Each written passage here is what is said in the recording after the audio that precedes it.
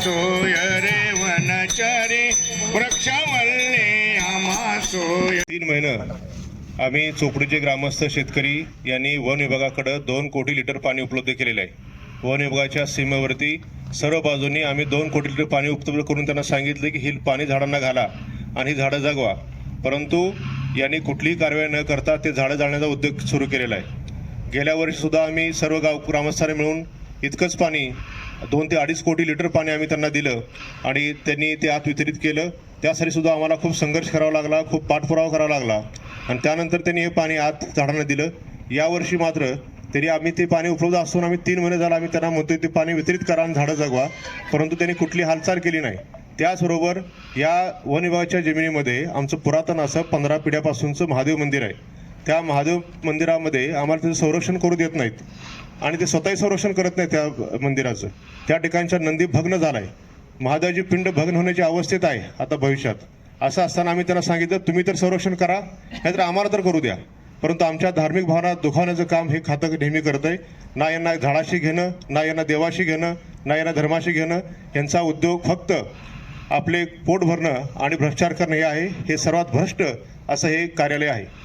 तुमच्या प्रमुख मागण्या काय आहेत ह्या आंदोलनाच्या पाठीमागं?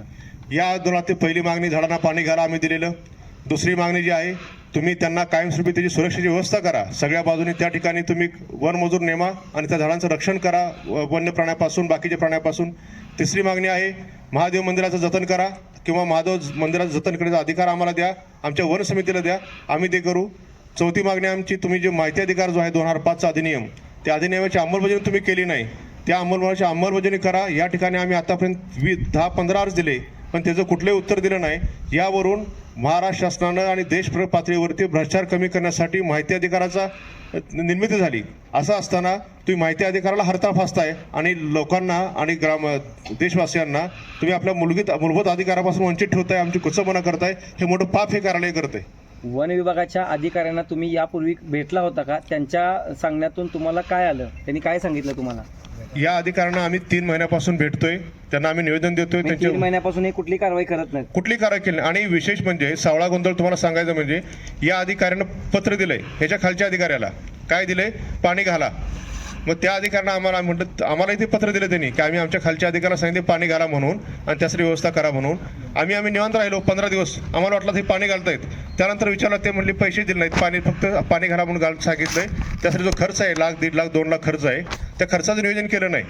म्हणजे इतका मूर्खपणाचा हा त्यांचा सगळा कारभार आहे की तुम्ही तुमच्या खालच्या अधिकाऱ्याला देताना त्याची व्यवस्था करणं ही तुमची जबाबदारी आहे. तुम्ही आदेश देताना त्याला दिलं पाहिजे, ते आर्थिक नियोजन केलं पाहिजे. ते न करता फक्त तोंडी सांगून आमची जी दिशाभूल केली आणि पानं पुसली, हे अतिशय घोर पाप ह्यांनी केलेलं आहे. तुम्ही आता आंदोलन करताय, एक टाळ मृदुंग ह्या संदर्भात तुम्ही आंदोलन करताय. एक वेगळं आज आंदोलन सामोरमध्ये आपल्याला पाहायला मिळते.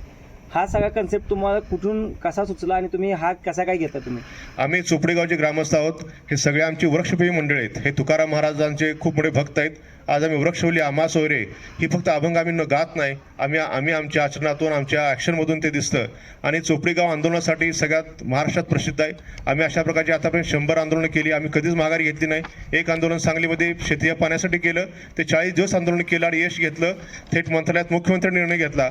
आम्ही चिकाटीनं लढणारी माणसं म्हणून कायम आहोत. आमचं गाव एकजुटीचं आहे. सर्व समाज फक्त झाडावर प्रेम करणारा, निसर्गावर प्रेम करणारी आमची माणसं आहेत आणि त्यामुळे ह्या मागणीसाठी सगळे एकत्र आले. आज उन्हामध्ये भयानक ऊन आहे, आज 85 डिग्री टेम्परेचर आहे. तिथं आम्ही बसलोय आणि यांना कशाची जाणीव नाही. आज हे दरवाजा बंद करून आत बसलेत. वरिष्ठ अधिकाऱ्यांशी काय बोलणं झालं का ह्या संदर्भात तुमचं? वरिष्ठ अधिकाऱ्यांनी आम्हाला हे सांगितलं की आम्ही सांगोला कार्यालयाला आदेश दिले आहेत हे करण्याचं आणि ते करतील. आणि त्यांनी आम्हाला काही पत्र पाठवली. आम्ही कलेक्टरला पत्र दिले, DPDCला पत्र दिले.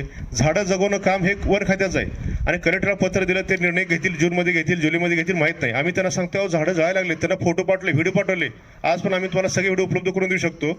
आणि असं असताना, आपत्कालीन स्थिती असताना निर्णय घेण्याची यांची जी सरकारी बाबूगिरी आहे ती त्यांच्या वर्तनातून दिसते. जर यांनी कारवाई